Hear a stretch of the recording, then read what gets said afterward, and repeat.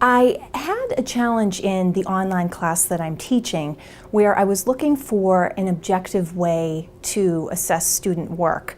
I was realizing in looking at the syllabus that 100% of the work that was submitted by the students was solely up to my subjective opinion as far as what final grade they were going to get.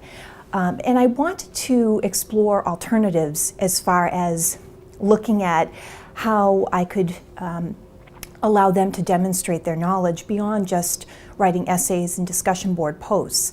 I wanted to find a way that they could demonstrate that they've been performing the critical readings and that they were understanding them.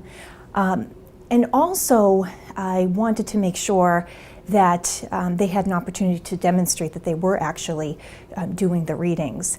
And another benefit to implementing the online assessments for the online class was that it really did a lot for me as far as helping streamline my grading process. I keep the assessments to a lower percentage of the total overall grade, but I found that even just that little chunk of their final grade in a more streamlined fashion really was a time saver for me and helped me to focus on more value-added activities. The discussion board posts, when I first started teaching the class, I realized that I think that a lot of people were looking at the discussion board posts of the other students and maybe gauging how they were going to respond or even tempering their opinions based on what the most popular answers were. So for me, it became important to find ways to either come up with creative questions or split people up into groups. And I was really struggling with how to make sure that the students were putting forth their full thoughts and ideas and their true opinions.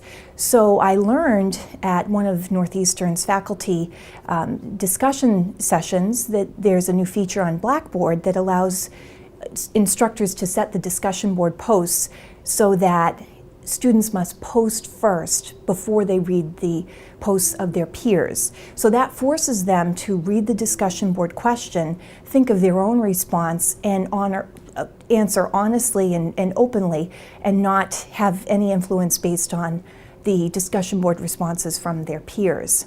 So that's worked out really well. And I've noticed that the discussion board responses have become so much more diverse, and some students really move the needle as far as getting a little bit more creative, or perhaps being more willing to put forth a dissenting opinion because they're not peer pressured into agreeing with my statement or disagreeing with my statement based on what the most popular answers are by their peers.